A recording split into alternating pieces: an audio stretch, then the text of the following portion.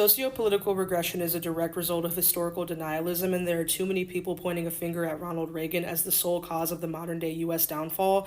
But if you're only pointing a finger at Reagan in the 1980s, without first and foremost pointing a finger at the US government's refusal to give lifetime reprimands at the legal and social level for the establishment of the Confederacy as a legislative body and as a private entity that executed an insurrection against the US government in the 1860s, I fear you've skipped out on about 120 years of history. When the Civil War ended, about 400,000 Confederate soldiers were given the reprimand of up to 2 years in prison. Most didn't serve, all were paroled and were allowed to return to their regular lives without interference of the U.S. government. Johnson, Lincoln, and Grant pardoned the top officers of the Confederacy, allowing them to hold public office, effectively undoing any retribution or recourse for black people, which is why we got Jim Crow and the Civil Rights era in between the Civil War and Reagan.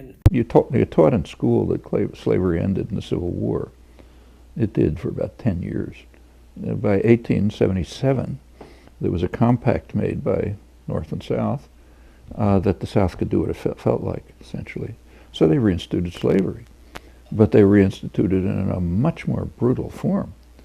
What they did is criminalize black life.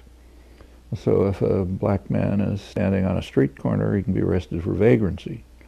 If he looks at a white woman, he can be arrested for attempted rape, or something. And it didn't matter if you were in for a $10 fee, you'd never get out because you couldn't pay the corrupt judge and you couldn't pay the lawyer and you didn't have any money anyway. So it was essentially permanent servitude. These criminalized blacks were then handed over to industry. And that's a large part of American industrial development. There was big southern industrialization based on mines, steel, U.S. Steel, and so on. A lot of it's just based on agriculture, of course. They went right back to the cotton fields. This is a large part of American economic history. That's based, and it was worse than slavery for exactly the reasons that the slave owners had always argued. When we own these guys, we take care of them. When we just pick them up from the jails, we don't give a damn about them. If they die of starvation, fine, we got more from the jails. So you had a period worse than slavery.